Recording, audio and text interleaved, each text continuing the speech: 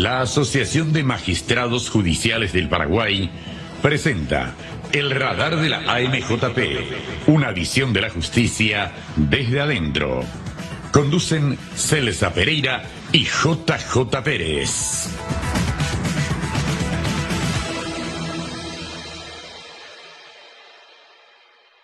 ¿Qué tal, amigos? Buenas tardes, un gusto compartir una programación más este martes 6 de junio y cómo pasa el tiempo. Estamos a mitad de año.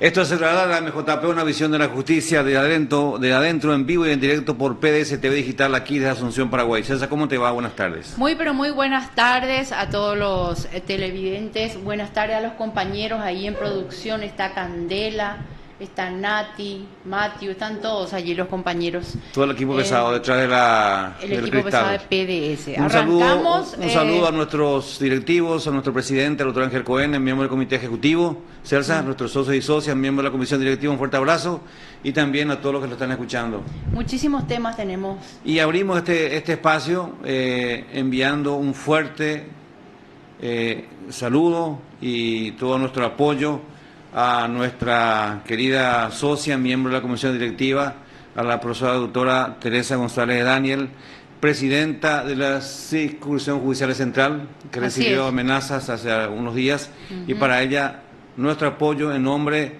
de todo el gremio de la AMJP y también de nosotros que la conocemos, que ha estado con nosotros aquí. Otra magistrada también recibió amenazas.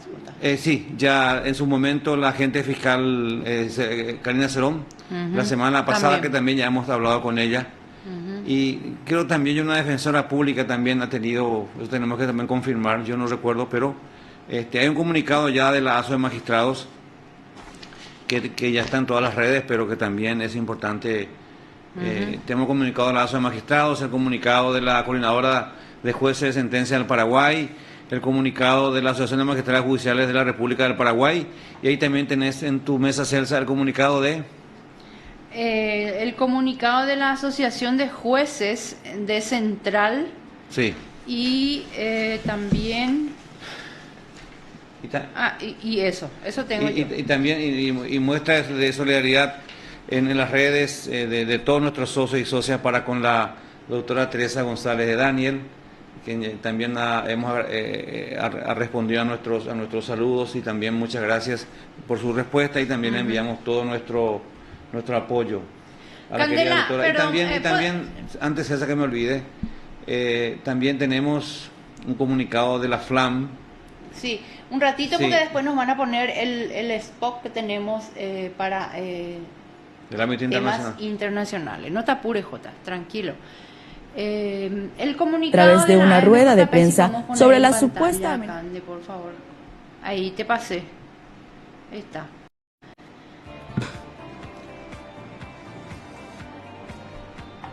Sí, vamos a leer el comunicado. ¿De la AMJP? Sí. Bueno, ahí está. Comunicado a la opinión pública. La Asociación de Magistrados Judiciales del Paraguay, entidad gremial que aglutina a los integrantes del Poder Judicial, Ministerio Público y Ministerio de la Defensa Pública, Judicatura de Paz, Justicia Electoral y Sindicatura de Quiebras, integrante de la Federación Latinoamericana de Magistrados FLAN y la Unión Internacional de Magistrados UIN, expresa su consternación ante los últimos hechos de violencia contra una camarista, un agente fiscal, que pusieron en riesgo su vida y la integridad física de los mismos y sus familias.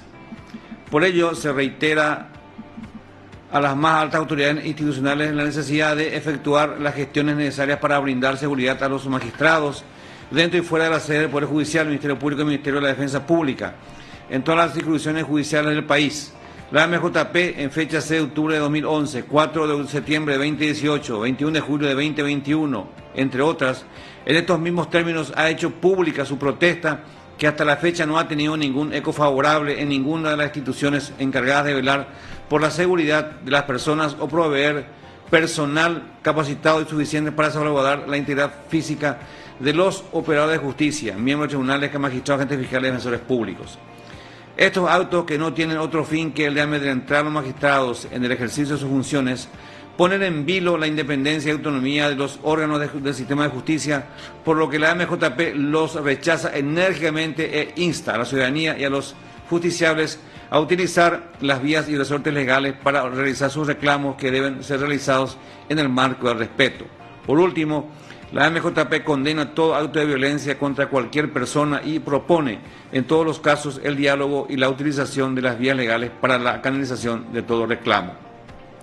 Comité Ejecutivo, Asunción, 6 de junio de 2023. Eso ya se socializó por todas nuestras redes sociales el día de hoy. Y tenemos otro comunicado de la Asociación de Magistrados Judiciales de la República del Paraguay.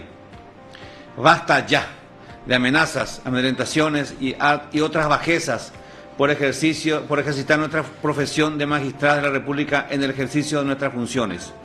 La seguridad integral es un derecho humano básico, impostergable y que debe ser baluarte de nuestra gestión. Exigimos seguridad y compromiso para el resguardo de nuestra integridad. Respeto, porque nuestra función jurisdiccional así lo requiere para administrar justicia conforme a derecho. Por todo esto, brindamos nuestro apoyo, total apoyo como institución que agrupa a más de 400 magistradas, a la doctora María Teresa González Daniel, que en el ejercicio de su magistratura ha sido ofendida y amenazada por personas malintencionadas que intentan amedrentar nuestros especiales atributos del derecho con énfasis en valores humanos y de justicia. También está el comunicado de la Asociación de Jueces de la Circunscripción Central. La Asociación de Jueces de esta circunscripción expresa su preocupación y repudio por los hechos de amenazas de muerte en contra de la consocia doctora María Teresa González, miembro del Tribunal de Apelación en lo Penal de San Lorenzo y presidenta del Consejo de Administración de la Circunscripción de Central, y se solidariza con la misma, al tiempo de solicitar a la Corte Suprema de Justicia mayor seguridad para los magistrados. Estamos convencidos que contar con un poder judicial independiente en una condición ineludible para la existencia de un Estado constitucional de derecho, resulta inaceptable que se pretenda condicionar a un magistrado judicial mediante amenazas y actos intimidatorios.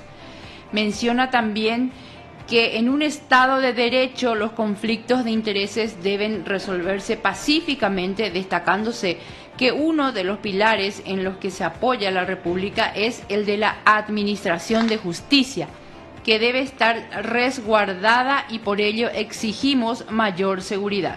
En el entendimiento que los conflictos sociales y particulares tienen que resolverse pacíficamente a través de los canales procesales que el sistema jurídico tiene habilitado para tal fin y que todo recurso a la violencia implica un menosprecio al Estado de Derecho, al sistema republicano de gobierno y, en definitiva, a la paz social, instamos a todos los usuarios de justicia a no recurrir a la violencia para reclamar sus derechos, pues desde la ilicitud de la conducta no se obtienen las reivindicaciones de los derechos, dice este comunicado. Bueno, realmente son comunicados que hemos recibido en nuestra mesa de trabajo en las últimas horas, donde dan a conocer su repudio y total apoyo hacia la doctora Teresa González de Daniel.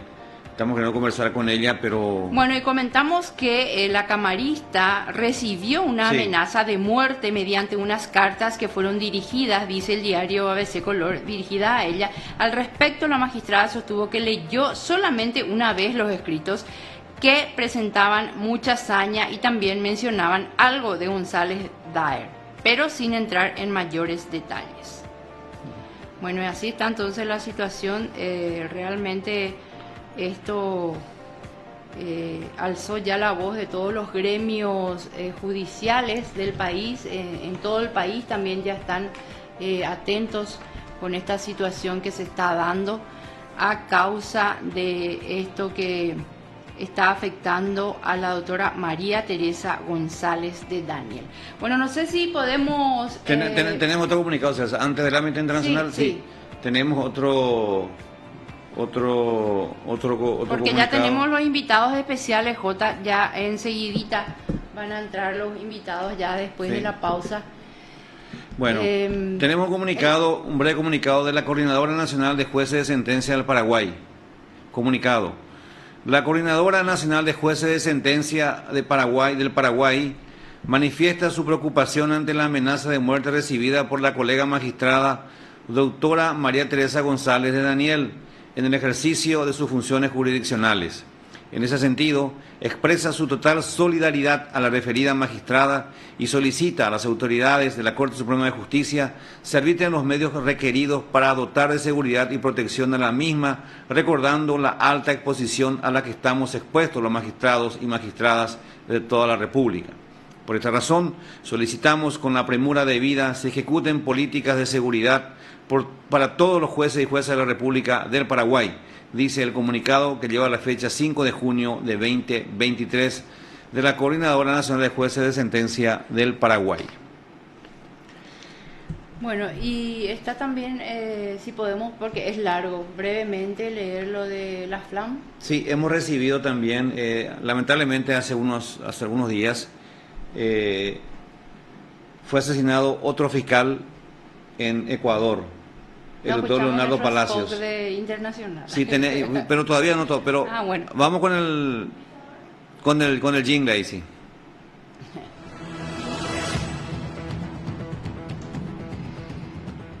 La Asociación de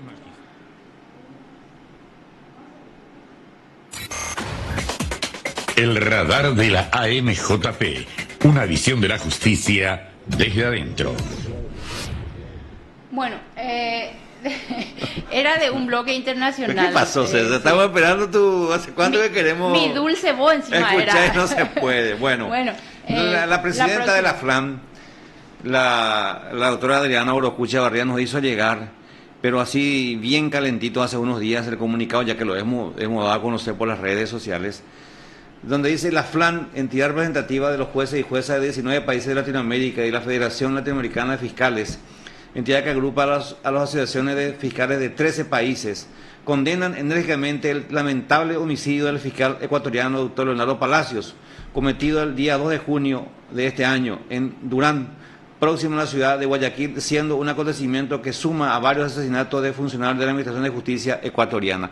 Con esto creo que es un fiscal número 3 o 4 que es asesinado, es una zona roja de ese hermano país.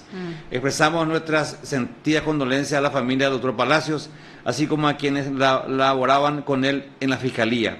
Nos solidarizamos también con los y las miembros de la Judicatura y del Ministerio Público ecuatoriano, quienes desarrollan su labor democrática con entereza y valentía, afrontando día a día amenazas y atentados que pretenden amedrentar el ejercicio de la función independiente y en beneficio de la ciudadanía, dice el comunicado, entre otras cosas, de la FLAM. Ya. El radar de la AMJP, una visión de la justicia desde adentro. Presenta Bloque Internacional. Ahí tenemos brevemente un minutito nomás ahí. ¿Tenés ahí en tu computadora? Sí. Esa es una primicia que tenemos, sí, brevemente. Un nuevo caso de sicariato se registró en el Cantón Durán, provincia del Guayas. Se trata del asesinato del fiscal Leonardo Palacios. El funcionario había cumplido con su jornada en las dependencias de la Fiscalía de esa localidad y se dirigía en su vehículo hacia la avenida Nicolás Lapenti, cuando fue interceptado por sicarios que dispararon contra su humanidad. Según las primeras versiones, habrían sido 2 sujetos en motocicletas los que atacaron al fiscal Palacios, y en la escena del crimen se recogieron al menos 10 indicios balísticos. El protocolo de criminalística se cumplió y al momento personal militar y también de la Policía Nacional despliega un operativo en varias zonas de Durán a fin de dar con el paradero de los criminales. Eso de las 19 horas, la Policía Nacional recibe una alerta de disparos. Al minuto 35 de reacción llega la unidad policial, donde se puede ver un vehículo con un ciudadano en el interior y una persona de sexo femenino que se bajaba del mismo. Hemos confirmado, se trata de un funcionario de la Fiscalía. La acompañante se encuentra totalmente ilesa, es secretaria de la misma Fiscalía. Hemos levantado los indicios balísticos con criminalística, realizando un trabajo técnico-científico, y se ha logrado identificar aproximadamente 35 indicios balísticos. y al momento ya se ha iniciado la indagación previa, por ende toda la información que se está recopilando a partir de ese instante ya se hace de manera reservada, por lo que no se va a dar mayores detalles al respecto hasta cuando tengamos la respectiva autorización. En efecto, luego de que él salió de su jornada de labores, toma esta ruta para evitar el tráfico y lastimosamente es emboscado. El ministro del Interior, Juan Zapata, se pronunció a través de una rueda de prensa sobre la supuesta amenaza de muerte que recibió la fiscal general del Estado e indicó que una vez que tomó contacto con la funcionaria se activaron los equipos de inteligencia para trabajar en varias líneas investigativas. Zapata señaló que estas actuaciones no los amedrentarán para continuar en su lucha contra el crimen organizado. Recordemos también que esta alerta coincide con las denuncias que enfrenta Salazar de muerte que recibió la fiscal general de Ecuador, la doctora Diana Salazar. Así que también compartimos ya esta situación delicada que están atravesando nuestros amigos solamente en Paraguay, ecuatorianos, sí. Y el comunicado de la FLAN, el que había leído antes, en solidaridad con el doctor fiscal Palacio, fallecido lamentablemente, lleva la firma de Adriana Orocucha Barría, presidenta de la FLAN, y de Ronald Segura Mena, presidente de la Federación Latinoamericana de Fiscales. Aclaramos que con estos dos gremialistas, amigos, el radar ya ha conversado meses atrás. Entonces, con esta primera parte de esta noticia nos vamos a la pausa para recibir a los invitados especiales, a los agentes fiscales que van a estar tratando un tema. ¿Qué tema, Celsa? Enjuiciamiento de agentes fiscales. Sí. Estará la doctora Belinda Bobadilla, doctora Fátima Villasboa y el doctor Silvio Alegre. Ahí está, sí. ¿Y el doctor Jorge Noguera? No. Contacto telefónico. Sí, vamos a ver si podemos hablar con él. Con esto, Candela, vamos a la pausa.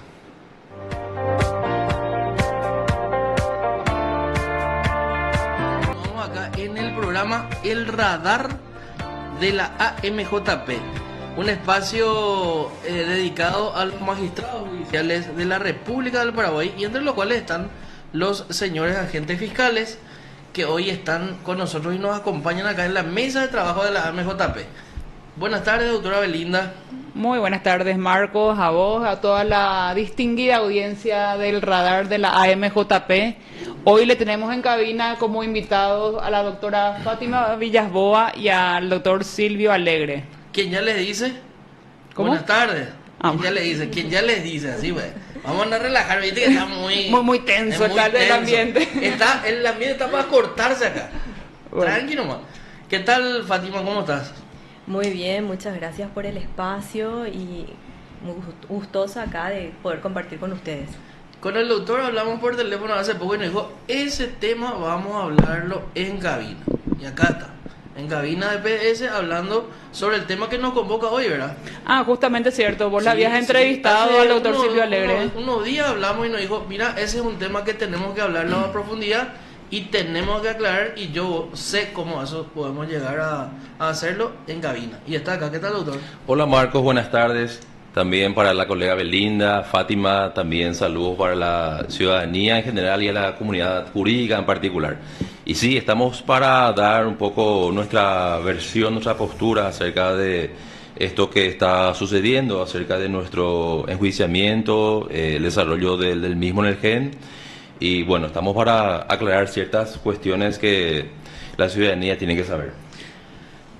¿Cómo está el caso ahora mismo? ¿En qué estado está? ¿En qué etapa está el enjuiciamiento?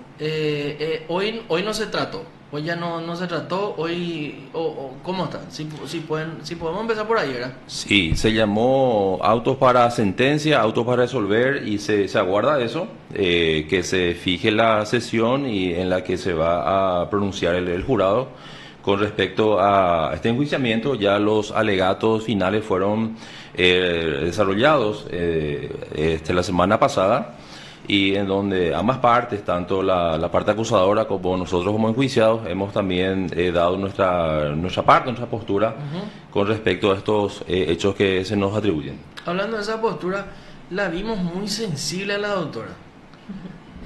Quebrarse, y nosotros habíamos hablado al respecto de inmediato y dijimos, y lo que pasa es que muchas veces la ciudadanía no entiende, o parece que no quiere entender que todos somos seres humanos, tenemos una familia.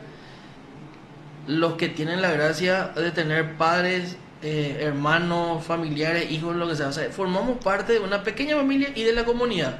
Y nos da gusto estar en este tipo de situaciones, y más aún cuando se trata de algo que probablemente es un sinsentido el enjuiciamiento de ustedes. ¿Te veíamos así, doctora?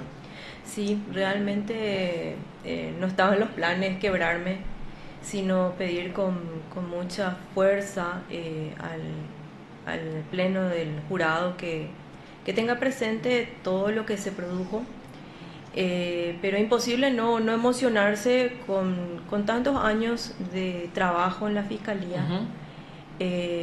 Yo siempre fui de la casa, como se dice, empecé de abajo, y encontrarme hoy en una situación injusta, obviamente hizo que me quebrara, y como siempre dije, siempre pensé que haciendo bien las cosas algo malo nunca me iba a pasar.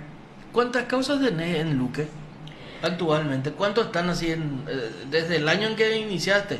¿O cómo te entregaron? ¿Cuántas tenés? Bueno, yo salí de Luque en enero de este año. Sí. Hoy por hoy yo estoy en otra unidad. ¿O tenías en realidad, verdad? Sí, en Luque ya en el principios de 2023 ya habré salido con más de 12.000 causas. Por encima de más de 12.000 causas, porque cuando yo ofrecí la auditoría de gestión, el informe de auditoría de gestión de la unidad al momento de contestar la acusación en el jurado, tenía 11.846 causas. Entonces ya para el fines de 2022 eso aumentó. En ese sentido, Marcos, Sí. Dentro del Ministerio Público, que manejamos más o menos el movimiento de causas que ingresan en diferentes fiscalías, la ciudad de Luque es una de las que más causas tiene. Los turnos de ellos son, la verdad que son turnos de 7 días como en todas partes, pero son turnos en los que los agentes fiscales prácticamente no duermen por el constante llamado telefónico que se están recibiendo y los procedimientos que tienen que realizar. Fátima, justamente tu defensa se basó también en que cuando vos recibiste tu unidad, más o menos tenías unas 12.000 causas aproximadamente en el 2019.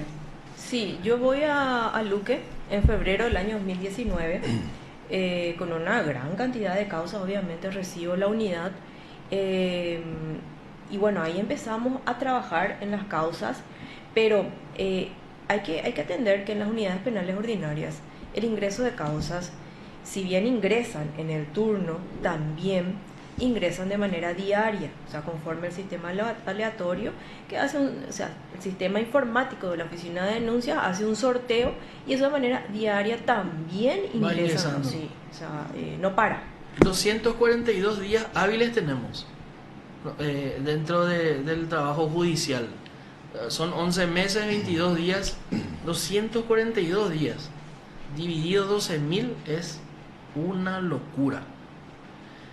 Entonces, y poniéndome en la piel de usted y en la piel de Preda, y tu abogado es doctor.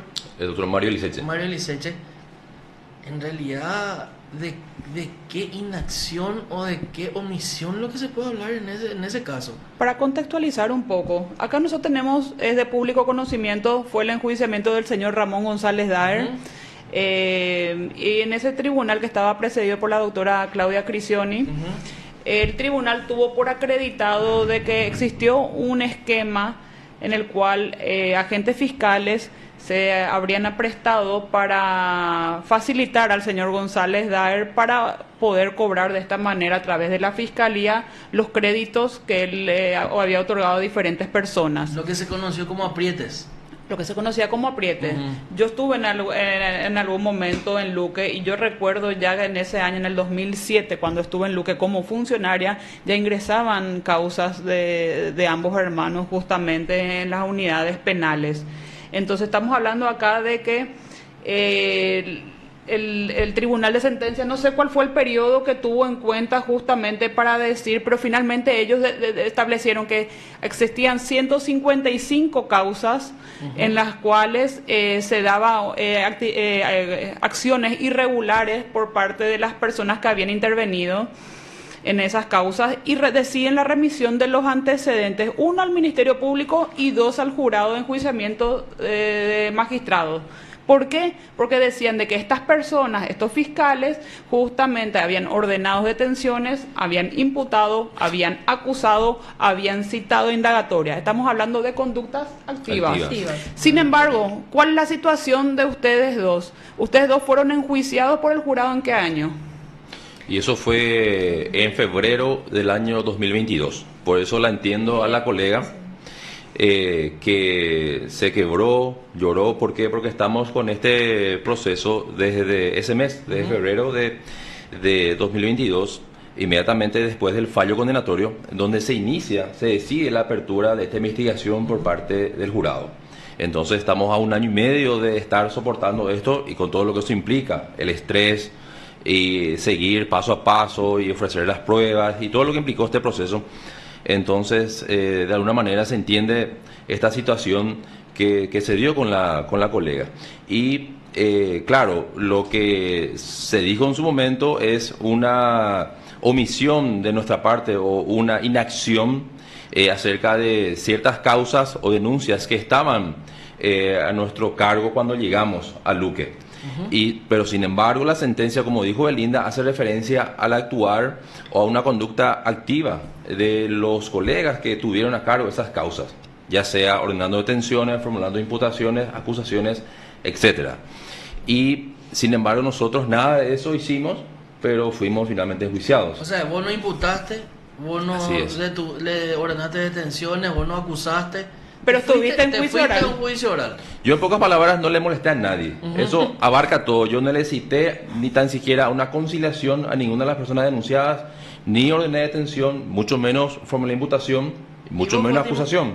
¿Y por qué no citaron una conciliación? Porque vamos a hacer, mal y pronto vamos a decir, la conciliación sería una forma de buscar una solución salomónica. ¿Por qué ustedes decidieron no citar a conciliación? Porque la conciliación tiene como base la existencia de un hecho punible, que yo verifiqué las denuncias y dije, esto se trata de una cuestión civil. Entonces aparté para desestimarlas.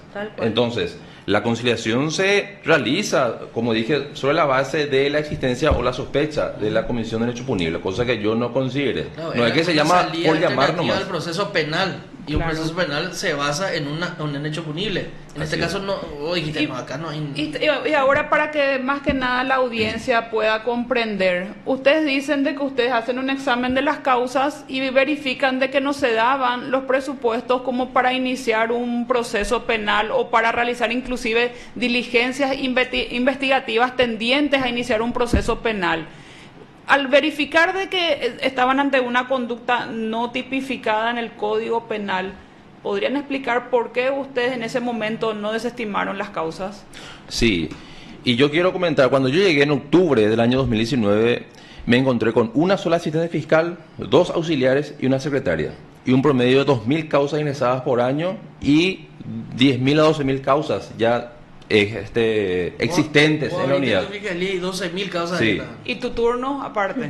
Y los turnos. Fátima, con todo lo que eso implica. Contraste a Luque con el turno. Con el turno. Vos entraste en un turno. Con el turno y encima la causa Copaco, que cuando eso estaba vigente el plan de acción, que teníamos que ir a hacer la advertencia, la expulsión y estábamos la hablando causa Copaco del desalojo. Creo que eran 200, 400 familias que teníamos que sacar de un predio. Y que el famoso caso. Sí, en varias fechas se tuvo que mudar ese operativo porque, bueno, no era un operativo sencillo, implicaba mover muchísimas instituciones, un contingente importante de la Fiscalía, de la Policía Nacional y de otros establecimientos, y estaba muy abocada en eso, y aparte de los turnos en Luque, yo siempre le digo, lo impensable ocurre en Luque. Yo en Luque, en 2 turnos, tuve un avión que se cayó, tuve un helicóptero que se cayó, o sea, vos decís, o sea, ¿cómo? ¿Verdad? Pero ocurre. Y sí o sí tenés violencia familiar, abuso sexual de niños, tenés homicidio, ya sea culposo, doloso, y tenés que estar ahí. Y tenés, por ejemplo, que estar trabajando toda una madrugada y vos a las 8 estás teniendo juicio oral. Y como somos, o como, en mi caso, como era fiscal del área central, es normal que vos, por ejemplo, en una mañana tengas Un juicio que empieza a las 8:30 en el juzgado de Luque, tenés otro a las 10:30 en Fernando de la Mora. Entonces vos tenés que dividirte para llegar de un lugar a otro, y en medio de eso también atender tus causas. Es difícil, pero bueno, nos ingeniamos, ¿verdad? Aparte hay que agregar que no solamente el Luque, tenemos también Areguá. O sea que Areguá el territorio grande, del Luque también, en cuanto a la fiscalía, incluye la atención de los hechos ocurridos en Areguá. Por eso la cantidad de causas en la zona del Luque es grande. Sí. Y Areguá otra vez se le suma. Areguá también. Y hace rato está el proyecto justamente de que la Fiscalía incorpore unidades penales en Areguá. El valle de acá de J de Areguá. Así No es. hay Imagínense, capital departamental sí. y no cuenta con tiene 2 o 3 fiscalía. unidades, lastimosamente. ¿Cuántas unidades hay en Luque? Actualmente 9 Poco luego. unidades. Para la cantidad de casos que se mueven. Pero, ¿y vos, Fátima, cuántas detenciones ordenaste? ¿Cuántas imputaciones, acusaciones en la causa González Dar? Ninguna. De hecho, cuando yo llego a Luque, así como dijo Silvio, ya habían causas, o sea, denuncias de este señor. Pues quiero entender nomás lo que es la conducta homicida. O sea, es como que le llamaste y después dejaste ahí o dejaste ahí. ¿Qué es lo que significa eso? No, lo que pasa es que cuando yo leo esas causas, yo le digo a los funcionarios que eran para desestimar, porque no eran del ámbito penal. ¿Cuántos funcionarios tenía? Y por lo general, o sea, el promedio era 3, llegué a tener 2. Y pedía por notas a Fiscalía General, a la adjunta, pero no... Nada. O sea, para lo que implica el trabajo de una fiscalía. No, ¿en serio? pero Marcos, o sea, estamos hablando de tener un promedio de 3 funcionarios con turnos cada 2 meses, con un promedio de causas que ingresas con 10.000 causas y por año te va aumentando 2.000 causas 2.000. por año.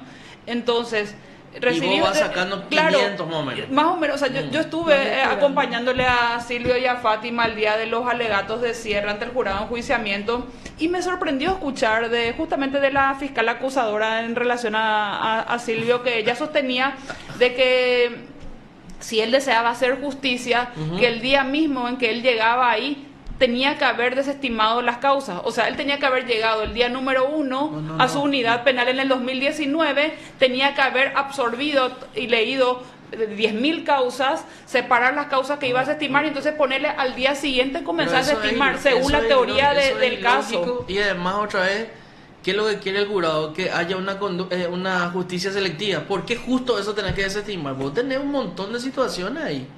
O sea, según lo que ellos están contando, tenés abuso, tener robo, grabado, asalto, cae un avión, cae un helicóptero, y eso vas a dejar de lado para abocarte a lo que tenés que desestimar porque no es hecho punible. No sé. En mi caso quiero comentar que también, aparte de ser fiscal penal ordinario, fui designado fiscal del maltrato animal y también fiscal de delitos electorales. Entonces es mayor aún la responsabilidad y el trabajo. Entonces tenías 2 unidades especiales a tu cargo, especializadas. Así es. Pero analicemos, o sea, estamos hablando, vamos a estimar una causa que no es relevante para el derecho penal y causas de abuso, causas de violencia familiar, robos agravados, homicidios, que tenés que tomar decisiones y que tenés una cantidad de horas diarias, tenés una cantidad de funcionarios. Detenido y tenés un plazo que te corre 24 horas. ¿verdad? Claro, y todas estas causas tienen un plazo. Sin embargo, no existe una norma en el Código Procesal Penal o en ningún lugar donde te diga que vos tenés que desestimar las causas en tal plazo de las causas que no son típicas. Y no hay. Se supone el plazo de prescripción, pero y no, tampoco, Marcos, no, porque el plazo de prescripción la conducta. Claro, porque si además, asumimos que no es hecho punible. Además, si vos decís que no es un hecho punible, no puede prescribir, porque un hecho no puede entrar en la danza del tecnicismo del sistema penal, ¿verdad? Porque así mismo es. Me pareció muy interesante la defensa justamente que hizo el doctor Preda, o sea, al sostener en los alegatos de que lo que ustedes ya habían señalado también, qué daño ustedes pudieron haber causado si es que no libraron un solo oficio, no citaron una indagatoria. En cambio, si yo mando como fiscal a un banco... Viste que el doctor dijo, yo no le molesté a nadie, ¿verdad? Es literal. O sea, viste que exagerando, ¿verdad? No, pues ese es literal. ¿En serio? No le molesté a nadie. Pero si yo mando a un banco un oficio diciendo Marcos Benítez sobre estafa... Y no, el banco me cancela. algo. Eso ya es O una, por lo menos una mi llamada, agente me llama y me dice, cuate, vos vio que hiciste. claro, es una llamada de atención para el banco, se le dispara una alerta. Entonces, ellos inclusive ni una conducta que pudiera Pero perjudicar la frase a del estas día personas. es esta, ¿verdad? La frase que tiene que llegar al jurado y a estos señores que tienen que ajustarse a ellos. Dice, Chonio no le molesta a nadie. O sea, y Marcos, literalmente es así, ¿verdad? En el momento en el que pude, proseguir con el ejercicio de la acción en un juicio oral y público, conocido caso de Carlos Quise, que el se famosísimo, mediatizó. porque Sí, él, aparte, es famoso él, ¿verdad? claro. Entonces, cuando recibí la causa ya en etapa de juicio oral y público, fui yo mismo quien pidió su absolución. Era tan sensible el tema, González Daer, doctor. ¿Por qué te digo? Porque en realidad dice, ahora vos, este fiscal pide absolución, apuntando a vos. ¿Y por qué acusó? Pero vos recibiste ya en juicio oral, ¿verdad? Sí, la causa cuando yo llegué a la unidad ya estaba para juicio oral y público. Entonces, fui notificado posteriormente del juicio, fui y luego del desarrollo de las pruebas yo mismo solicité su absolución. Entonces, y la fiscal acusadora me atribuye una falta de objetividad. ¿Y qué mayor objetividad se puede hablar de justamente un pedido de absolución sobre la base de todo lo desarrollado en ese juicio? Pero lo que no me acuerdo es si en tu caso, en el caso de la doctora, dijo desde el 2014 y ustedes entraron en el 2019, ¿verdad? Sí, en mi caso en febrero de 2019 y él en octubre de 2019. Y la fiscal acusadora dice esta 14. conducta 2014. El 2014. O sea, ni siquiera leyó. Ni siquiera eran fiscales. Ni siquiera eran fiscales, ¿verdad? Fátima entró como fiscal septiembre de 2015, vos entraste en Octubre de 2019, en mi caso. En tu caso, o sea, imagínate la J. Shera, vos estás escuchando esto, J. Una total- Está anotando esto. Es una verdadera Es una falta absoluta de... falta de precisión de conductas que podrían atribuirse como, ¿cómo se llama? Como irregulares, desempeño. como mal desempeño. Inclusive las fiscales acusadoras nos señalaron en qué causas y en qué periodo fue lo que realizaron estas conductas y qué es lo que se esperaba que No, se hiciera. por eso pues les pregunté y nosotros eso estábamos charlando antes, Belinda, ¿qué hecho es lo que se le atribuye a esta gente? Y dice, no, es un hecho genérico, inacción, no hiciste nada. Es como, no hiciste nada, pues, así como hace Celsa, ya está. Claro, pero en ningún momento señalaron, se esperaba que hicieran nada lo esto. hace con 11.000 causas encima, ¿verdad? Parece un contrasentido. Es un contrasentido, es absolutamente loco. Allá no dice pausa, ¿verdad? ¿No? Giovanni Grisetti. Estamos en comunicación con el fiscal Giovanni Grisetti. Buenas tardes, doctor, ¿cómo estás? Sí, muy buenas tardes, Marcos, Belinda, Silvio y Fátima, y a la audiencia. Hola Giovanni, ¿qué tal? Belinda soy. Bien, buenas tardes para todos. Giovanni, quería conversar contigo atendiendo de que justamente durante varios años vos te habías desempeñado como director de la Oficina de Denuncias al Ministerio Público. Entonces, así como para información general para los que nos están escuchando, ¿cuáles son las ciudades que más reciben causas penales en las diferentes fiscalías? Sí, bueno, de hecho que habíamos formado una comisión técnica de gestión fiscal ya en el año 2017, orillando 2018, y asesorado por Alberto Binder, que es un gran jurista argentino que suele capacitar a toda Latinoamérica, en donde empezamos a estudiar los puntos de sobrecarga y cuáles eran las causas que más ingresaban al Ministerio Público, que a su vez siempre va de la mano del presupuesto general de la República en cuanto al Ministerio Público. Bueno, de esto, en síntesis, resultó que el Departamento Central representaba casi el 60% de ingreso de causa a nivel país. O sea, solo Central tiene más de la mitad de todas las causas que tiene todo el país, el Ministerio Público. Y eso dividido otra vez en áreas como ser Fiscalía de Capiatá, de Luque y de Fernando La Mora con San Lorenzo. Son las 4 fiscalías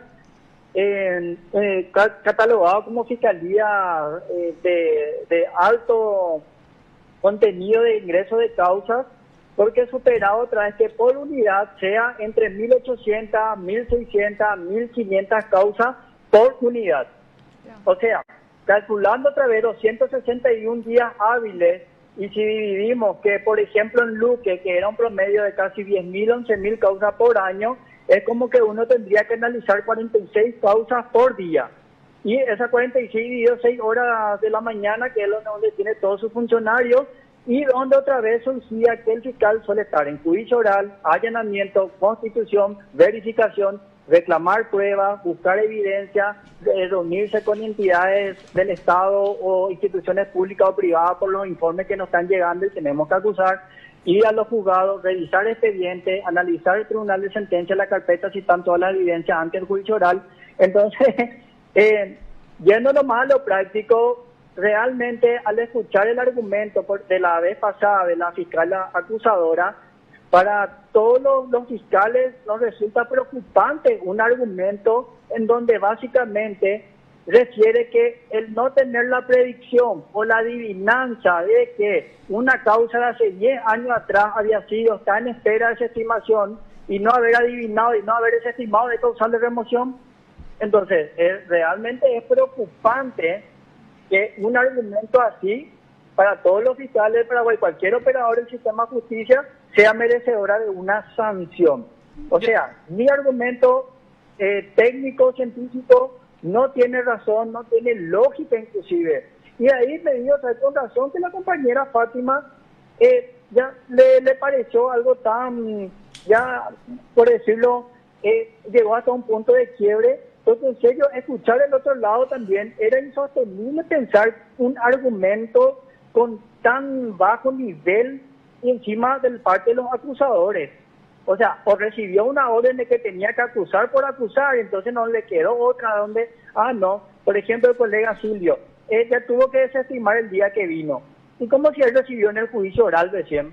O la colega Fátima, estaba en pleno turno, recibió 11.000 causas, ya tenía que desestimar en el día 1. O sea, tenía que buscar al azar, y el azar le iba a mostrar cuál era una causa que inmediatamente se tenía que desestimar.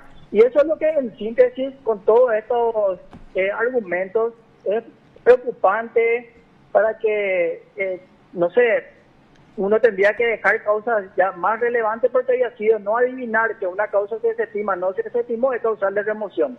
Giovanni, justamente... Y por eso quería explicarle estos números también de antemano como introducción para manejar nomás la realidad, que no va acompañado de ninguna reforma estructural. Yo tengo acá, me pasan 17.000 causas por año en Luque, 1.800 causas por cada fiscal en el año, dice. Y acá otros números me gustaría compartir. En el año 2020, hablo como promedio entre las unidades que estos más o menos se manejaban en las unidades penales de Luque, pero la situación particular de Silvio Alegre y de Fátima Villasboa, 2020, estamos hablando pandemia, 190 preliminares, 14 cámaras Gesell, 132 audiencias de revisión, 12 elevaciones a juicio oral y público. Año 2021, 369 preliminares, 24 cámaras Gesell, 776 revisiones y 40 elevaciones a juicio oral y público. 2022, 317 preliminares, 10 cámaras Gesell, 134 revisiones y 24 elevaciones a juicio oral y público. O sea, yo quiero saber qué tipo de reloj manejan en Luque, en la cual pueden realizar este tipo de diligencias y encima atender también al mismo tiempo sus oficinas. Y al público, a la gente, a los abogados. Sí, ¿cómo se hace? Ni la inteligencia artificial está preparado para manejar estas cuestiones. Me gustó. Esa es otra frase del día. La frase del día. Ni la inteligencia artificial está preparada para Luque y compañía, ¿verdad? Giovanni, vos también sos docente en el centro de entrenamiento y un tema que siempre sos calificado en forma excelente por tus charlas que das sobre incumplimiento del deber legal alimentario, pero en la tipología de que el incumplimiento es un hecho punible de omisión. Estructuralmente, ¿qué debe darse para que una conducta se configure como una omisión? Sí, bueno, esas son una de las casuísticas y bueno, gracias por el concepto antes de nada. pero una es la casuística así en concreto del incumplimiento. Pero antes que eso tenemos algo para ejemplificar un poco mejor y más rápido en honor al tiempo, la omisión de auxilio común y silvestre de la persona que no le auxilia a alguien y termina muriendo por la falta de ayuda, ¿verdad? Que es el 117. Sí, bajo ese argumento la fiscal acusador del jurado en enjuiciamiento. Entonces, si yo me voy por la calle Maricalope y General Santos y en la transversal ocurrió un accidente que yo no vi, no supe, ni me avisaron, ni nada, no hubo forma posible que vea que a media cuadra ocurrió un accidente y alguien está por morir. Entonces, bajo el argumento de esta fiscal acusador, yo también soy culpable y nosotros tenemos que imputarle a esa persona porque estuvo pasando ahí a media cuadra y tuvo que adivinar que una persona estuvo por morir y no le ayudé.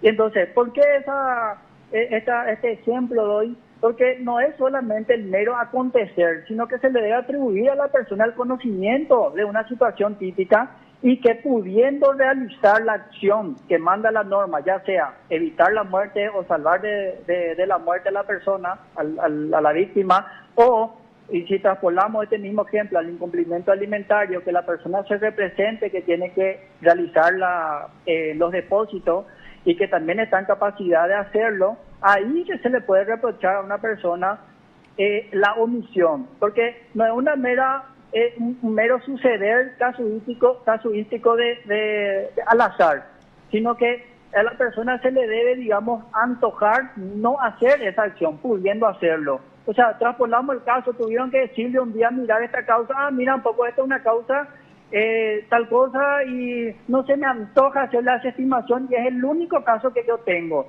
Entonces, ahí sí variaría el escenario, pero no como única. Acá se quiere pintar como si fuera que ellos llegaron y la única causa que hubo en toda la fiscalía era la causa de González Daer. Y estamos hablando de 11.000 causas, Giovanni, que tenían en sus unidades, que tenían 2, 3 funcionarios, que tenían de repente 2 juicios superpuestos, con audiencias preliminares, con constituciones, con turnos cada 2 meses. Sí, y por eso justamente que nosotros en los casos penales debemos construir que la persona esté en capacidad físico real de cumplir con el mandato. Sí o sí debe ser materialmente posible, y aquí es materialmente imposible adivinar y proceder a redactar escritos de estimación cuando hay casi 11.000 casos por año, sumados más los reasignados, más los interinados, más los causas como provisorio cuando hay recusaciones, más los pedidos de coadyuvancia cuando hay equipo de trabajo. No, acá no se manejan todo, acá se piensa que hay 2, 3 causas nomás por unidad por año. Lamentable y lastimosamente, Giovanni, es nada más y nada menos con un órgano acusador. Giovanni, yendo al punto que está tocando en serio, es preocupante que tan alegremente, y no por Silvio Alegre, tan alegremente se esté tomando como un hecho conducente a un enjuiciamiento y a una sanción el hecho de no desestimar causas que ni siquiera son hechos punibles. O sea, no sé. Es lamentable esto que está ocurriendo y muy preocupante para ustedes lo de las ASO de fiscales y para todos los fiscales del país, ¿verdad? Pero en la misma tesitura, voy a tener que comentar esto necesariamente, tenemos una situación que se estuvo publicando en estos días. Desde el 2005 hay una causa, hay una acción que está en la Corte Suprema de Justicia. Entonces, ¿cuál entonces sería el análisis para que 2 fiscales sean enjuiciados por no haber realizado desestimaciones? Y entonces, ¿cómo se da la situación de acciones judiciales, de acciones planteadas ante la Corte Suprema de Justicia de años, de 10, 15 años que no son resueltas? Es la misma situación, o sea, yo no veo ninguna diferencia. Totalmente. Mira, fíjense también, traspolamos esto al jurado de enjuiciamiento.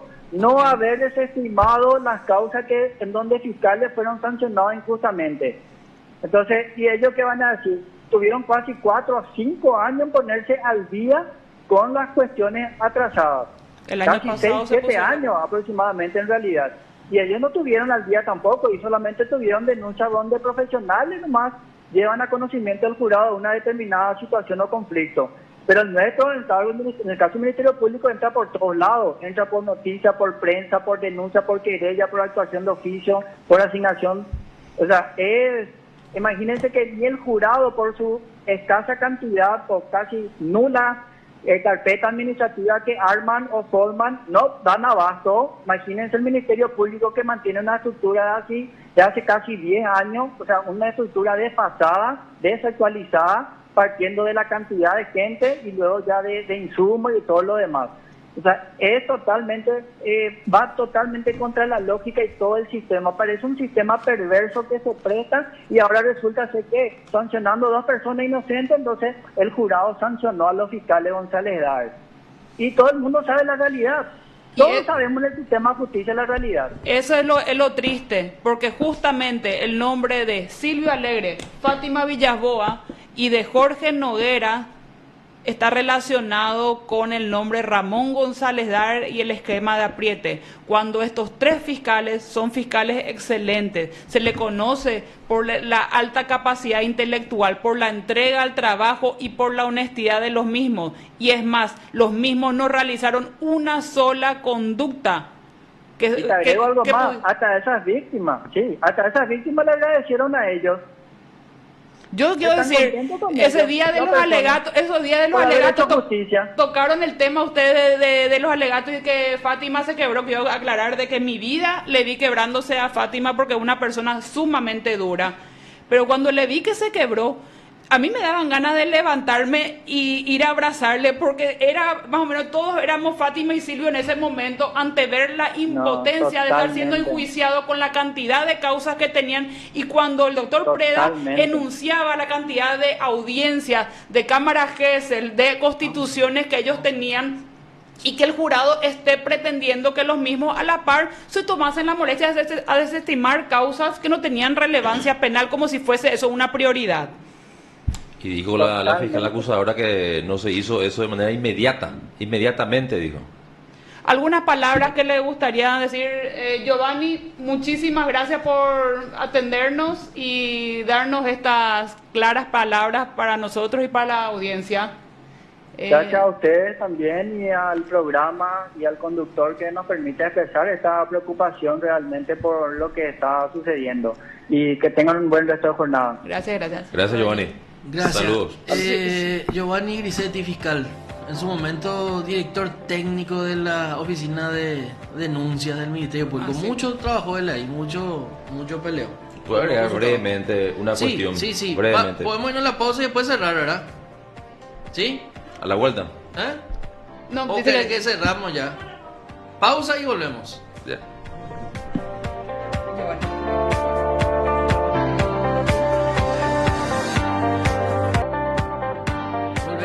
A la mesa de trabajo del radar de la AMJP. Casi me fui a otro lado. Doctor, quería dar una conclusión a lo que decía Giovanni. Sí, brevemente agregar otro elemento, otro aspecto que de alguna manera fue un obstáculo para la mayor atención de las causas o denuncias en general, no solamente de las relacionadas a las denuncias de González Dáez, fue la declaración mundial de pandemia ante la aparición del COVID-19. Eso fue en marzo de 2020. Hay que recordar que se suspendieron los plazos, aparecieron los trabajos por cuadrilla, teletrabajo, el aislamiento de funcionarios, cierre de unidades justamente a fin de evitar la propagación del virus. Entonces, eso también quería un poco recordar que fue un aspecto en contra de nuestra labor. Claro, como un agregado a la labor cotidiana normal. Pero ni siquiera estamos hablando de un acontecer anormal. O sea, repetimos, hay 11.000 causas, sí, entre las cuales hay robo agravado, asalto, le mataron a alguien, viene el vecino, la señora, el papá, la mamá, el marido, la esposa del que fue asaltado por el motochorro clavado, abuso sexual en niños, violaciones, o sea, toda esa gama de trabajo, el cual vos tenés que encarar y tenés 24 horas y tenés detenido. Déjate joder o sea, vámonos a llamarle las cosas por su nombre, sí, ¿verdad? No vas a sentarte, 3 funcionarios, vengan, pues, hoy, esta semana vamos a dedicarle a las desestimaciones mientras vence mi plazo para acusar, mientras mi detenido es liberado porque yo no le presenté ahora. Déjate nada. Ahí sí íbamos a ser omisivos y ahí sí íbamos a ser realmente objeto de alguna investigación. Porque si vos dejás de lado causas donde hay personas privadas de libertad, plazos, menores de por medio, Ahí sí, yo creo Ahí que vas a hacer íbamos tapa a... diario 3 días de seguido, ¿verdad? Está en línea increíble. Mario Eliseche. Él ejerce la defensa del doctor Silvio Alegre en el enjuiciamiento, del jurado enjuiciamiento. Buenas tardes, Mario. Hola, buenas tardes, Belinda. Creo que está contigo Marco, también está Silvio. Sí. Y Hola, Mario. ¿Qué tal? ¿Cómo andamos, Silvio? Y también está la doctora... Fátima Villasboa. Fátima Villasboa. ¿Qué tal, Fátima? Los de la conducta omisiva están acá en la mesa hoy. Queremos entender nomás vos, doctor, que nos explique un poco qué es lo que significa eso. Mira, yo también quiero entender. De hecho, yo conozco el caso de los audios porque en mi anterior función como auditor de la Corte me tocó controlar los expedientes que salían, buscar, tratar de identificar. Después también seguí el juicio y es algo muy importante que señaló Silvio en el alegato de la semana pasada. Lo que pasó en el juicio se describió, los testigos se presentaron y describieron una serie de conductas activas llevadas a cabo por algunos operadores de justicia que se prestaban a criminalizar situaciones, casos civiles, o sea, deudas, criminalizaban deudas, que eso estaba constitucionalmente prohibido. Pero todo lo que ellos hacían eran actividades proactivas, digamos, imputar, acusar, imponer medidas cautelares de carácter personal, todos a los efectos de forzar algún tipo de arreglo que permita una salida alternativa al proceso. Y si no se daba eso, se le daba el caso y le daba hasta juicio oral.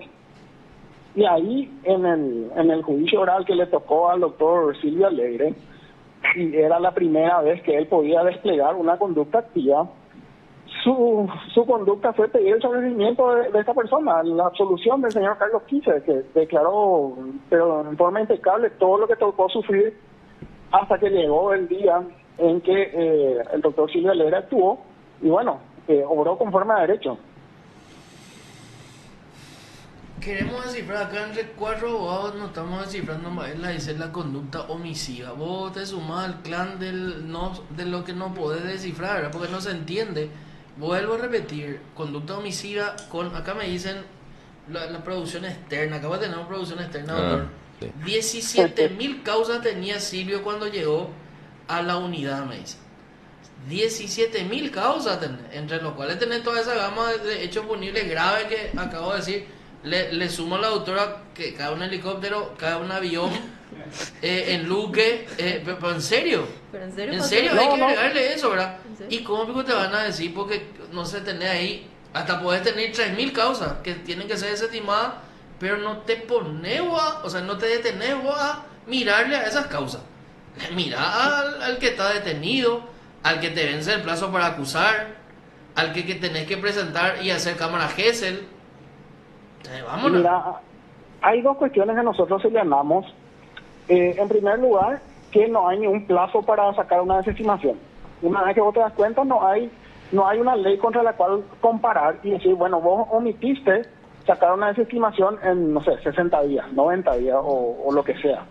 No hay eso, no hay una conducta que vos debías haber desplegado que se te pueda decir, bueno, vos no desplegaste esa conducta, por eso que te acusamos por tu inacción.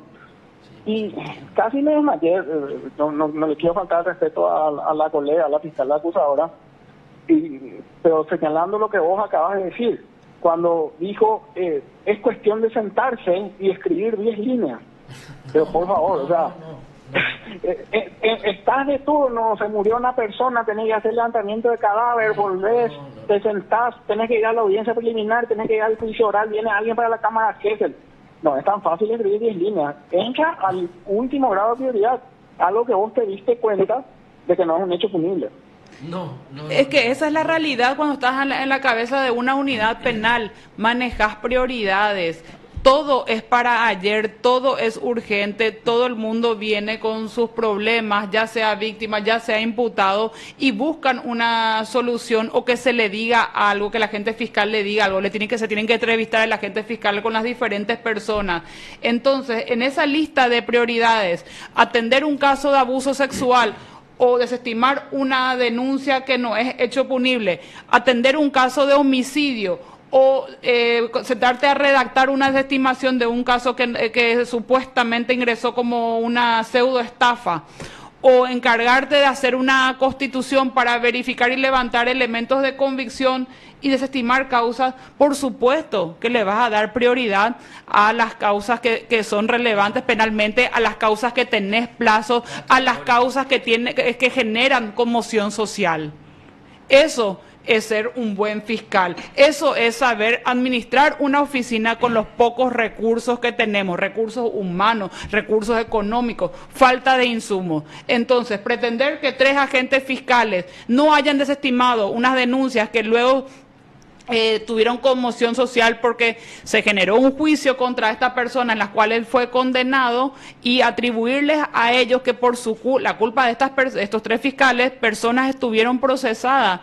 Y claro, no tiene ni un sentido, más aún cuando no existe una sola norma que establezca que existe un plazo dentro del cual se deben desestimar causas penales. Y algo que quiero agregar también. Hay un punto, hay un punto que me gustaría comentar también, referente a la declaración de uno de los testigos.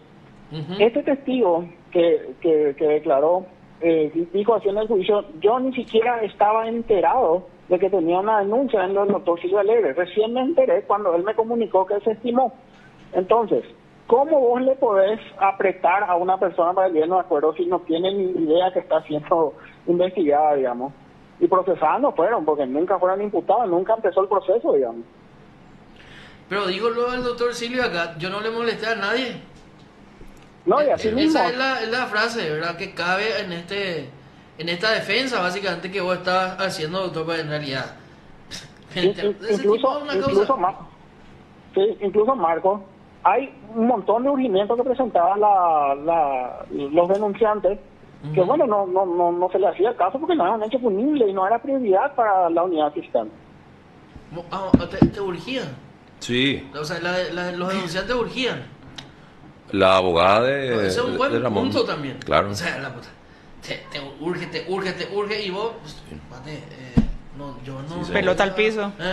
Justamente eso quería hacer notar. En la sentencia que le condena a este señor, se describe perfectamente cómo operaba ese sistema de operadores de justicia, valga la redundancia, y lo hacía de una manera activa. O sea, sacaban órdenes de detención, imputaban. En ninguna parte de la sentencia dice el fiscal fulano tenía abierta la investigación tal y nunca desestimó y mantuvo. O sea, por eso para nosotros, los enjuiciados, ¿verdad?, es algo increíble el motivo de nuestro enjuiciamiento, porque ni la propia sentencia, que hace mención a un grupo de fiscales que supuestamente operaban para favorecer a este señor, hace mención de conductas omisivas, sino, vuelvo a reiterar, activas.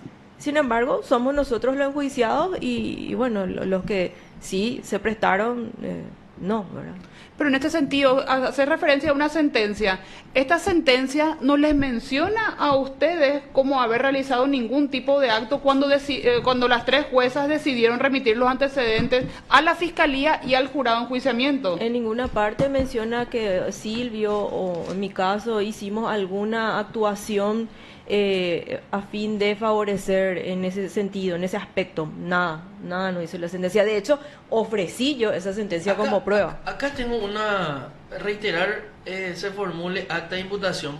Vos llegaste en el 2019 a Luque. 2019 de octubre. Bueno, acá dice Ramón González Dar con Emma González, la dupla.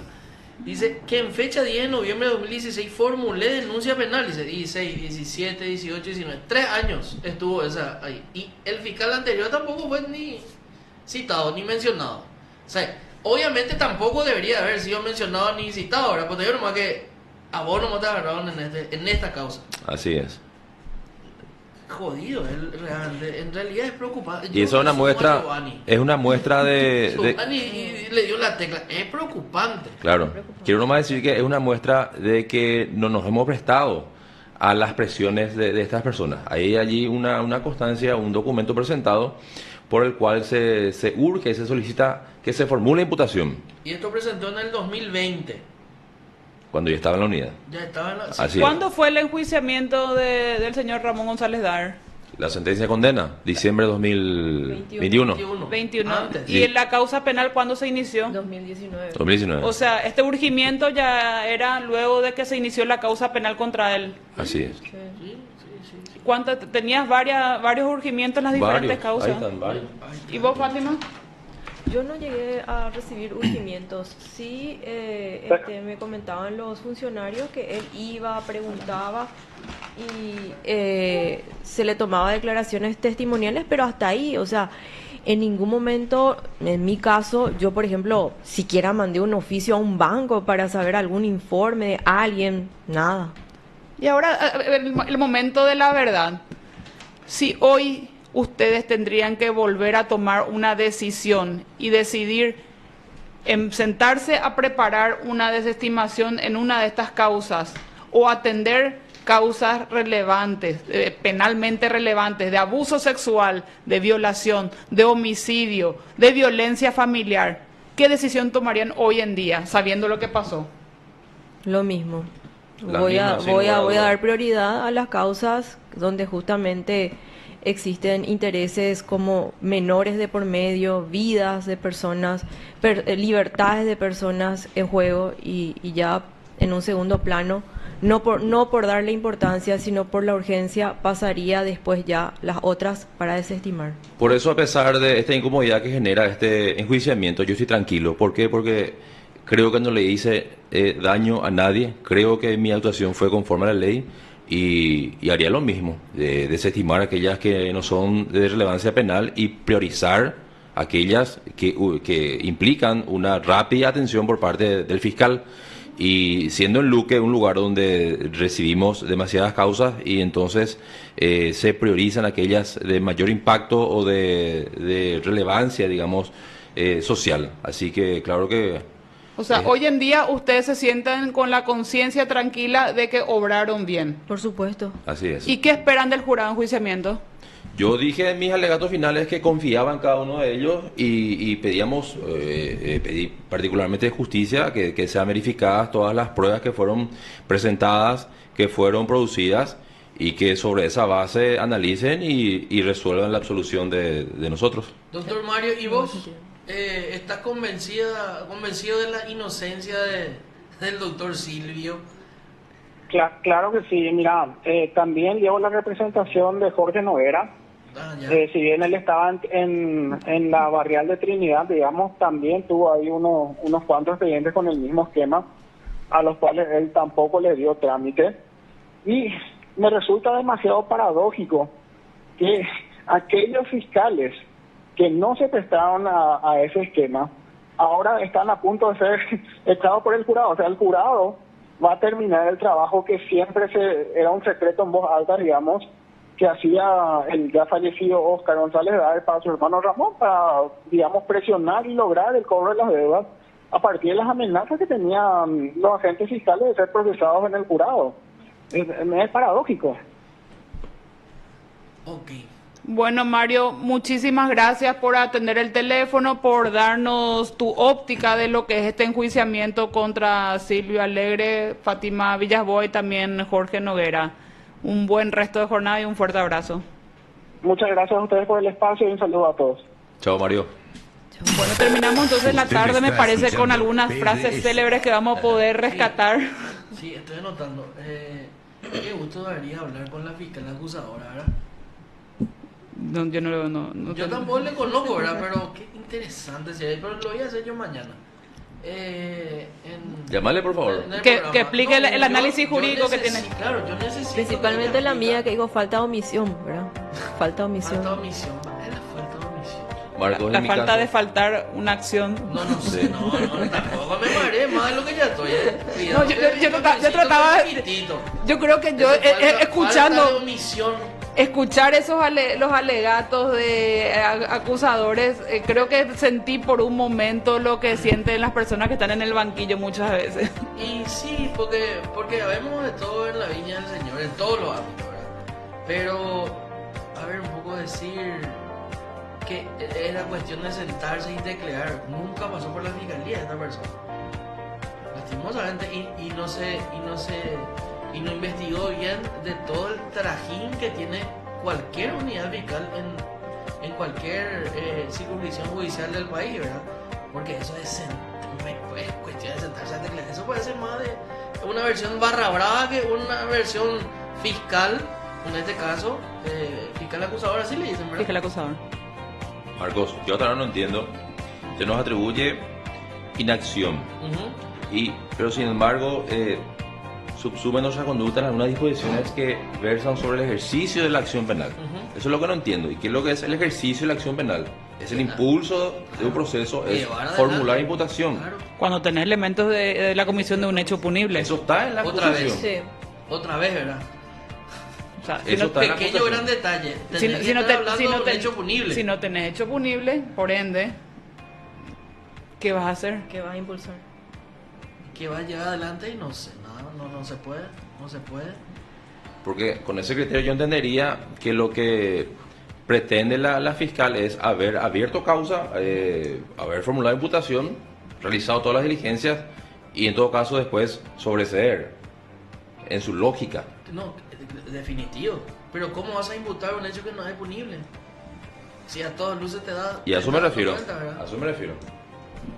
No tiene lógica. Definitivamente no tiene lógica y lo que se espera es que el jurado actúe conforme a derecho, ¿verdad? Y ahora le estamos pidiendo que actúe conforme a Así. todas las reglas del derecho y que saquen una conclusión valedera conforme a la Constitución y a las leyes.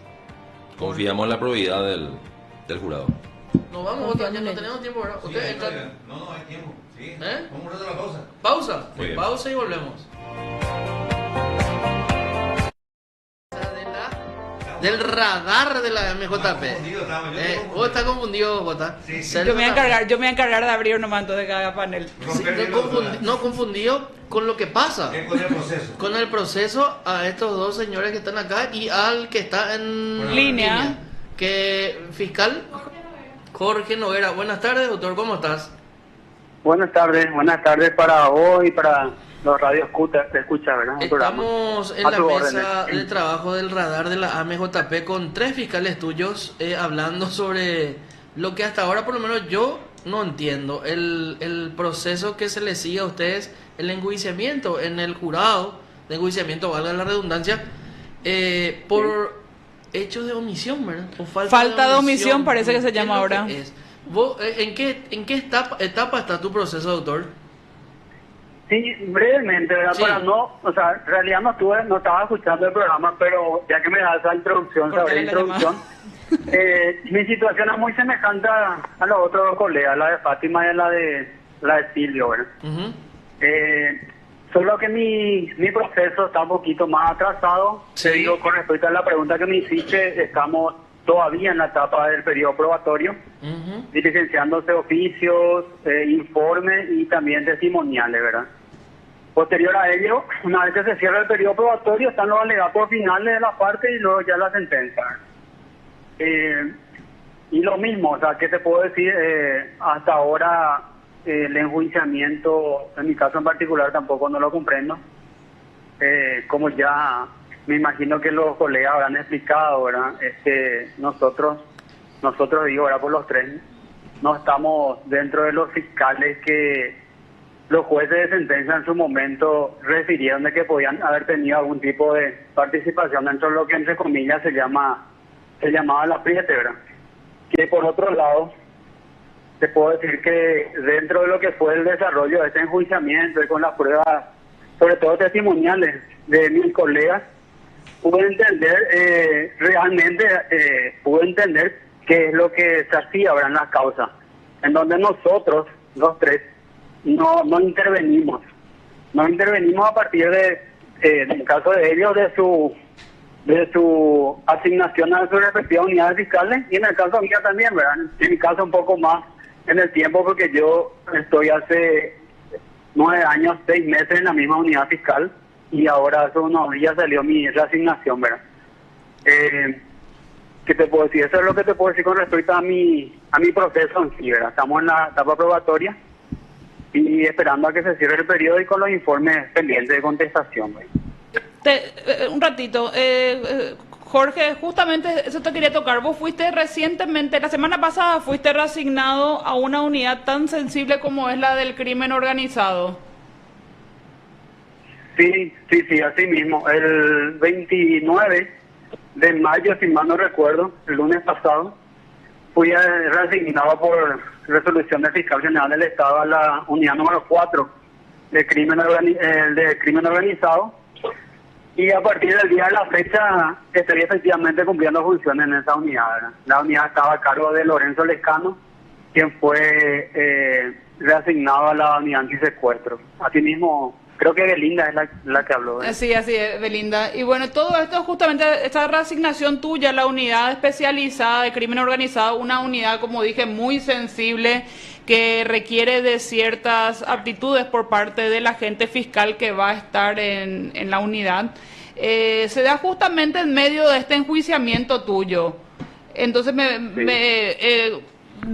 ¿cómo podríamos pensar de que un fiscal que se haya prestado a un esquema de apriete, no sé si puedo decir de esta forma, claro, de forma activa u omisiva, como lo sostienen las fiscales acusadoras, podría estar siendo reasignado hoy día a esta unidad?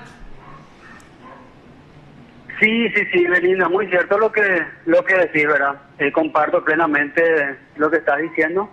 Es una unidad fiscal especializada, muy sensible en cuanto a los casos, a las causas que deben ser tramitadas dentro de la unidad. Se maneja información también bastante importante y, repito, sensible. Y sobre todas las cosas, encuentro yo de que la reasignación del fiscal general del Estado en ese sentido es yo considero, ¿verdad?, como un respaldo hacia mi gestión durante toda mi trayectoria, porque acá hay que ver no solamente este tiempo que yo estuve acá en la barriada número 7, en la unidad 2, hace 23 años que estoy en el Ministerio Público y 17 años como fiscal penal. Así que yo considero que no tiene mucho sentido que el fiscal general del Estado me reasigne a una unidad tan sensible, una unidad especializada de ese tipo, a un agente fiscal que, según la acusación, en mi caso, del fiscal acusador del jurado de enjuiciamiento, estaría yo dentro de un esquema, entre comillas, de apriete y, bueno, donde mi tarea, mi labor estaría, en cierto modo, de alguna forma comprometido, ya sea con la corrupción o la integridad del trabajo fiscal, del trabajo que cada uno de nosotros realizamos en nuestras respectivas unidades, ¿verdad? Por eso yo lo considero como una situación un poco que no encuentro mucho sentido a que el fiscal general del Estado me haya resignado, nada más que lo más sensato y lo que yo puedo en ese caso entender es que está confiando en mi gestión, ¿verdad? ¿Y cómo vos te sentís, Jorge, con este enjuiciamiento que estás enfrentando ante el jurado de enjuiciamiento de magistrados? Y no, te digo que es la primera vez que tengo un proceso, un enjuiciamiento. Como te dije ya en estos 17 años como fiscal, es la primera vez y la verdad que me pone en una situación bastante desagradable, ¿verdad? Yo no digo que los fiscales no podamos ser investigados, enjuiciados por la labor. Cada tarea, cada acto que hacemos merece ser que sea evaluado, ¿verdad? De hecho, todos los días estamos siendo evaluados por la gente, por eso de la gente en globo en redes sociales. Tenemos que todos los días pueden ser se ven comentarios acerca de ciertas causas que llevamos, ciertas decisiones que tomamos, ¿verdad? Que a veces gustan, a veces nos gustan, ¿verdad? Pero lo que voy es que siempre estamos nosotros siendo, digamos, de alguna manera vistos y por las tareas que realizamos a diario. Y la verdad que respondiendo a tu pregunta, me siento algo triste, ¿verdad? Por el enjuiciamiento que considero que que es muy injusto, ¿verdad? Siempre lo sostuve desde un principio. Creo también en la misma situación de mis colegas de Fátima Villaboa y Silvio, estamos en la misma situación. Es un enjuiciamiento injusto que estamos llevando adelante, pero que confiamos, bueno, yo hablo de mi parte, confío en que el jurado de enjuiciamiento pueda revisar cada una de las carpetas, las actuaciones de cada uno de nosotros y pueda en consecuencia fallar de una manera justa y como corresponde en el caso de nuestras tareas, nuestras labores. Eso sin dejar de mencionar de que podían haber existido, digamos, colegas y hasta magistrados que pudieran haber tenido algún tipo de intervención, digamos, que pueda ser cuestionable o sometido a algún tipo de investigación por parte del jurado de enjuiciamiento de magistrados. Les hice una pregunta hace rato tanto a Silvio como a Fátima. Si hoy en día vos tuvieses que tomar otra vez la decisión entre priorizar una causa de abuso sexual en niños, homicidio, un juicio oral, un caso de violencia familiar y atender una causa de este tipo en la que se pretende de que tomaras la decisión de desestimar rápidamente, ¿cuál sería tu decisión hoy en día? ¿Desestimarías la causa de Ramón González Daer de las denuncias por supuesta estafa o seguirías priorizando las otras causas que tenés que atender en tu unidad penal? Melinda, categóricamente te digo que atender las otras causas. O sea, nuestro día a día son causas de violencia familiar, causas, como dijiste, de abuso, causas de abuso sexual en niños, coacción sexual, causas en los turnos de aprehendido, ¿verdad? Cualquier tipo de hecho punible, hurto, robo, homicidios. Por supuesto que esas son las causas que nosotros tomamos como prioritarias, donde se realizan todos los actos investigativos que ameritan para llegar a una conclusión de manera, digamos, objetiva dentro de los meses que nos otorga el juzgado para culminar cada una de esas causas. Te digo, Belinda, categóricamente. Doctor, ¿sí? un ratito. Tengo una información de último momento. Sí. Ahora, está surgiendo en el jurado. Ya que bueno, estaba viendo PS, tenés que ver un poquito más, o de vez en cuando leer el tuit para enterarte de este tipo de cosas.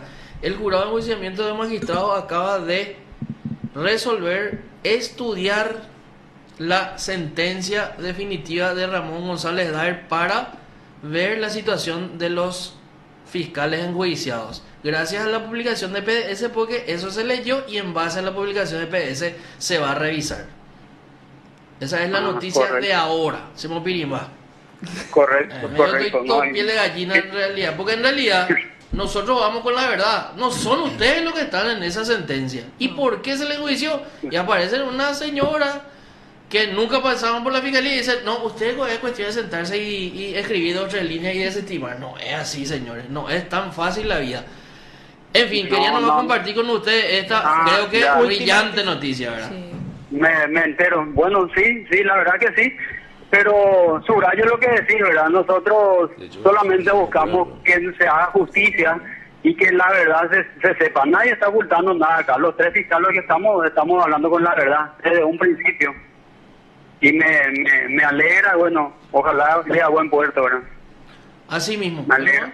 Okay. Confiamos en que este enjuiciamiento terminará finalmente con la absolución de Fátima Villasboa, Silvio Alegre y de Jorge Noguera por corresponder así por el imperio de la ley. Por el imperio de la ley, así como es nuestro lema acá en PS. Qué gusto saber que un trabajo realmente llevado adelante con toda la de la ley, ¿verdad? Porque muchos, incluso algunos amigos te volviste ahora abogado de los fiscales alias González, no es así. Y ya incluso muchas veces recibimos el caso Bruno Marabel, por ejemplo. Yo siempre hablo, si los fiscales entraron sin orden de allanamiento, eso tendría que revisarse a ver si no es todo nulo. Pero Bruno Marabel, ¿y qué tiene? Hoy pueden venir por Bruno Marabel, pero mañana puede venir por mí o por mi familia o por otro. El principio de legalidad por sobre todo. El principio de legalidad por sobre todas las la Constitución, ¿verdad? Categórico. No, comparto plenamente. Jorge, Por eso muchísimas gracias. yo confío finalmente en que el jurado va a tomar y va a analizar cada una de nuestras actuaciones y confío plenamente, así como decía Belinda, que nuestras actuaciones van a ser entendidas, comprendidas sobre todo, y sobre todo vamos a tener la solución en esta causa, en este enjuiciamiento. Gracias.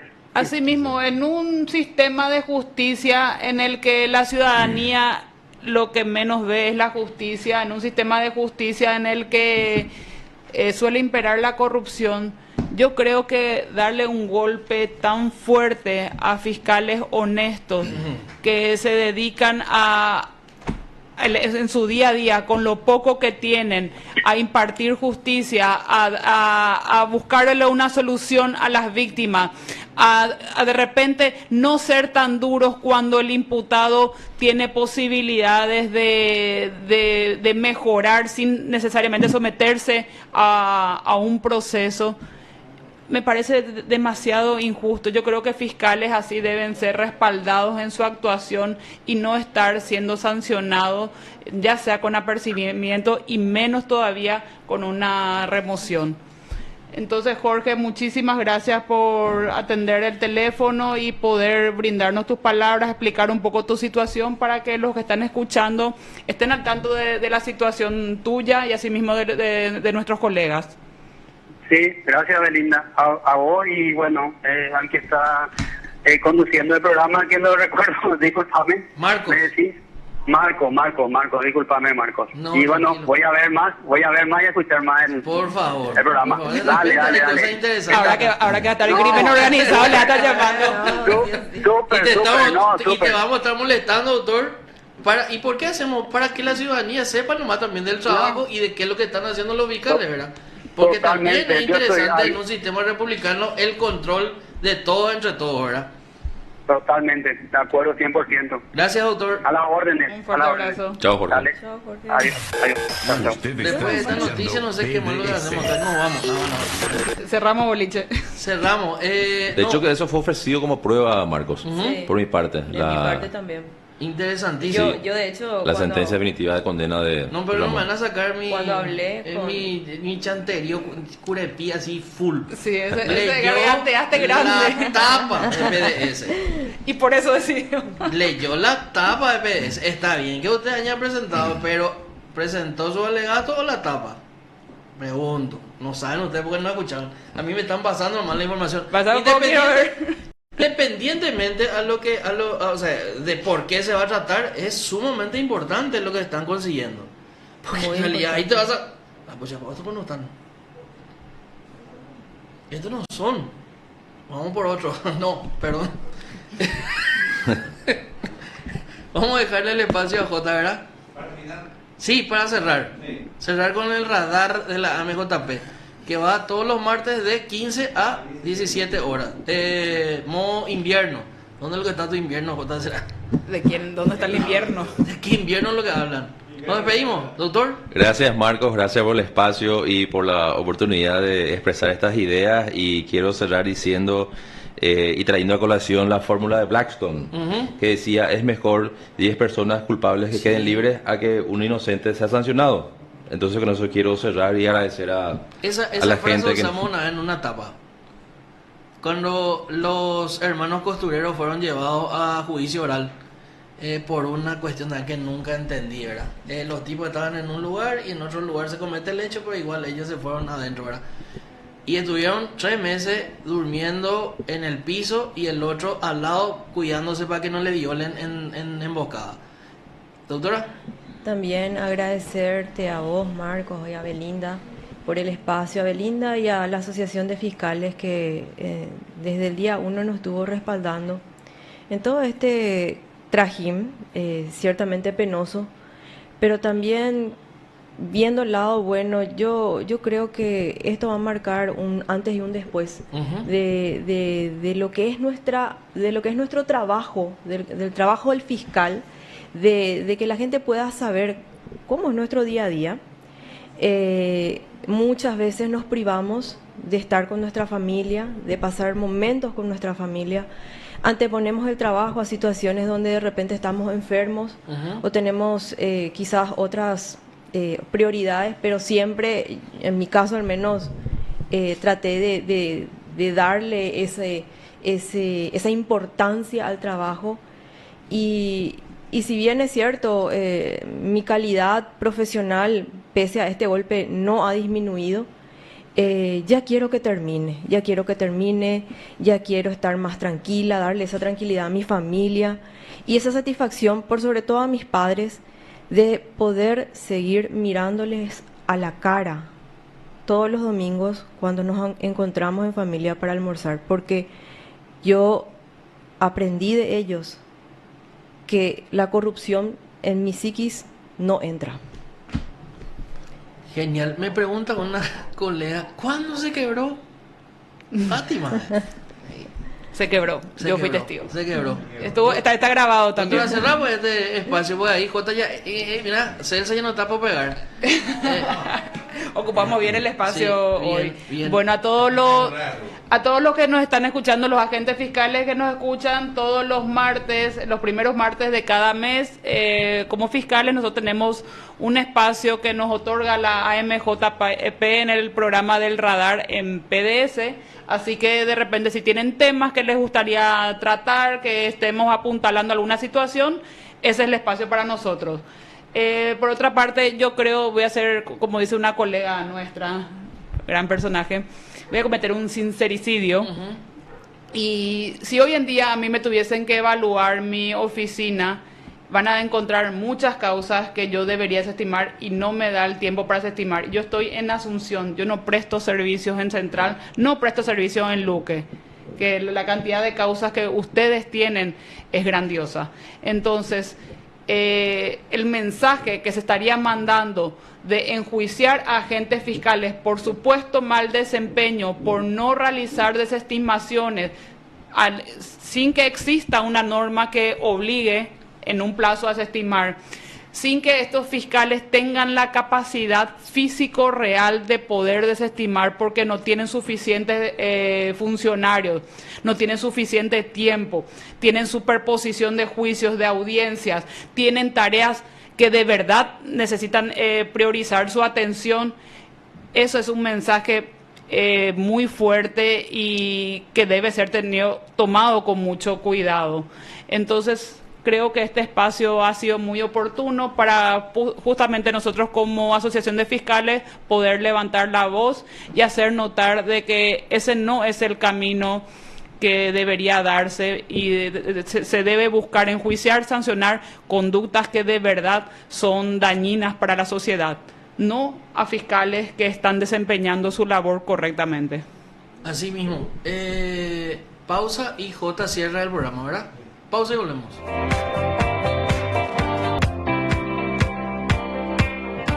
Bien amigos, volvemos en la parte final del radar AMJP, una visión de la justicia desde adentro, después de ser partícipes de esta espectacular participación de los agentes fiscales en este sonado caso, con la participación de Belinda Bobadilla, Fátima Villaboa y el fiscal Alegre, y también estuvo acompañando Marcos. Era una situación bastante complicada, yo por eso estuve escuchando y aprendiendo, no es fácil, pero llegué a la conclusión de que nuestros socios, nuestros compañeros fiscales piden justicia, justicia y justicia, y que se aclare este engorroso caso que hace 1 año y medio les preocupa, no les deja dormir y están esperando que los miembros del Jurado de Enjuiciamiento de Magistrados o el Consejo de Magistratura, Jurado de Enjuiciamiento de Magistrados, aclaren esta situación y que analicen muy bien la situación y que no acusen en forma injusta. Nos vamos, no sin antes dar un saludo a todos nuestros socios y socias. Volveremos el próximo martes. En este primer espacio van a estar los miembros de la Judicatura de Paz. Y bien, nos vamos. Hoy están de cumpleaños, con Candela en los controles. A ver nuestra musiquita, Candela. La defensora pública de Culuguatí, Inés Marcela Estigarribia Recalde. La jueza de la niñez y adolescencia de San Lorenzo, Ingrid Susana Yambay Yaquet. El agente fiscal de Luque, Augusto Jesús Ledema Blaser. Y el defensor público de San Pedro de Comandillú, Osvaldo Ariel Prates Gracia. De mi parte nada más, también la compañera Celsa está ahí en la producción. Un saludo a todos nuestros socios y socias, Dios mediante, hasta el próximo martes, permiso.